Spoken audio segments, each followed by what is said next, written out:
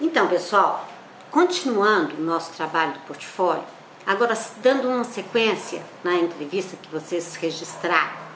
Então, vocês foram convidados na terceira ação do portfólio a entrevistar um professor e lá naquele roteiro temos dados importantíssimos para conhecer a relação pedagógica que essa professora tem com os alunos, para conhecer se ela faz projetos de trabalho, para conhecer como é a organização do tempo e espaços, como é a sua metodologia, como é a sua avaliação.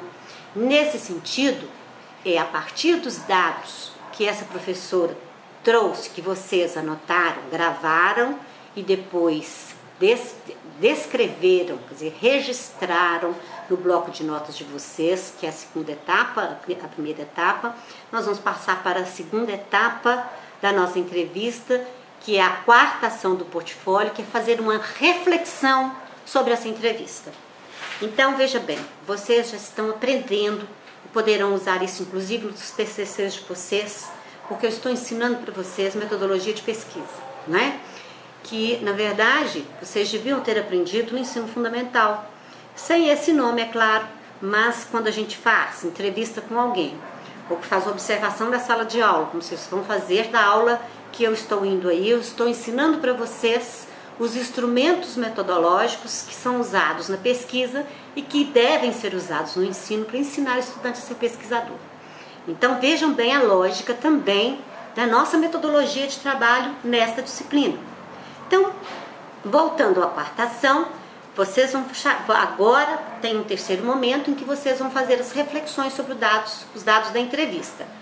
Então vocês, usando as suas questões reflexivas, vão fazer reflexões analíticas, vão fazer reflexões metodológicas, os dilemas e conflitos que vocês perceberam na entrevista e também trazer esclarecimentos necessários.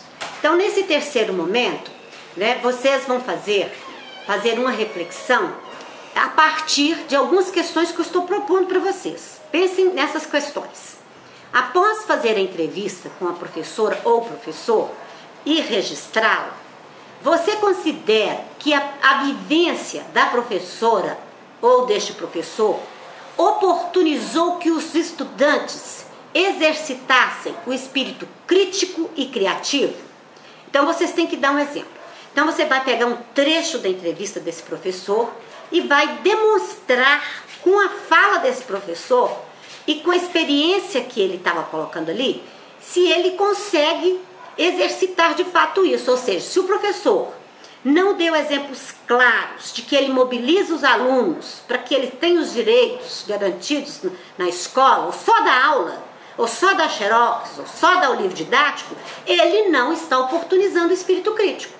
Para ele oportunizar o espírito crítico e criativo, ele tem que criar ações criativas. Ele precisa oportunizar projetos de trabalhos, ele precisa oportunizar que o estudante piquititinho lá, que seja lá na educação infantil, saia, faça entrevista, observe, registre, cante, faça poesia e, além de tudo, discuta com a direção, discuta com seus pais, discuta com seus colegas aquilo que não está bom na escola, inclusive se a aula da professora não está boa.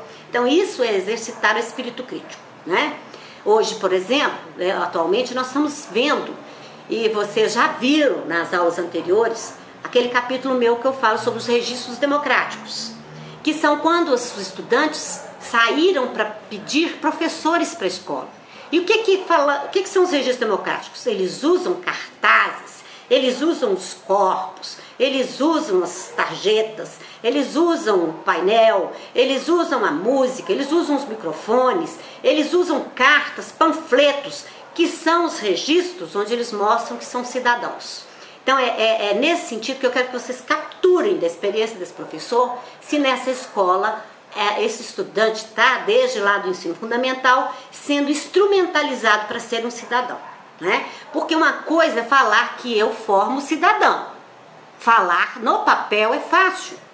Dizer de cidadania é difícil. Respeitar o diferente é difícil. Então é preciso tomar dessa professora que aspectos da prática lá estão sendo possibilitados essas questões. Tá? Outra questão que vai indicar para vocês é, pela experiência que a professora está relatando, Se você possui dados significativos, que essa professora, ela é uma professora reflexiva.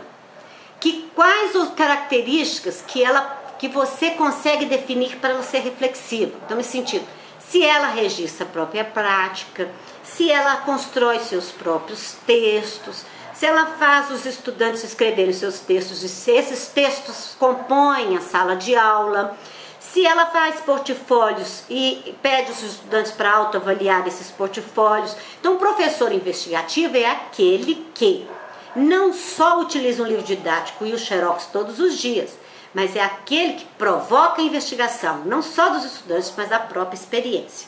Então, como é que essa professora se vê como professora, como se registra o seu trabalho?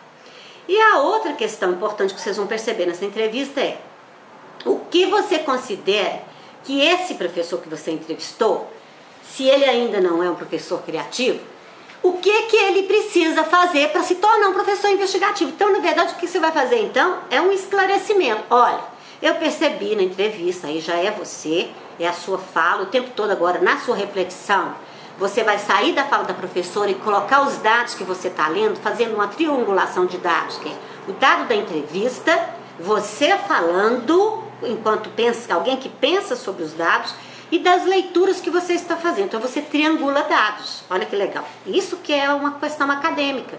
Eu fiz a pesquisa externa com alguém externo, que é meu dado empírico. Eu tenho o dado teórico, que é o dado dos temas. E tem você que está falando. Então, estas situações são trianguladas. O que eu penso sobre isso e como que você vê isso. Então, diante desses dados, você vai me dizer o que você pensa desse professor e fazer as características dele, e ao mesmo tempo eu quero saber como é que você faria, né, ou como esse professor deveria fazer para se tornar então um professor investigativo e um professor criativo e um professor que de fato promova a cidadania. Enfim, nós fechamos aqui até a nossa quarta ação de aprendizagem.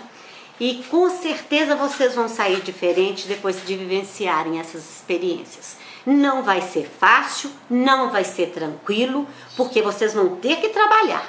É um desafio, não é algo que você vai poder copiar, né? É algo que você vai ter que elaborar, vai ter que operacionalizar. Então vocês estão sendo chamados a conduzir a própria experiência. Então eu desejo um bom aprendizado para vocês e que vocês aprendam, que possam usar isso na sua experiência enquanto pedagogo, na sua experiência depois em pós-graduação, no mestrado e no doutorado, porque são as experiências de pesquisadores. Fica o meu abraço e até nosso próximo encontro.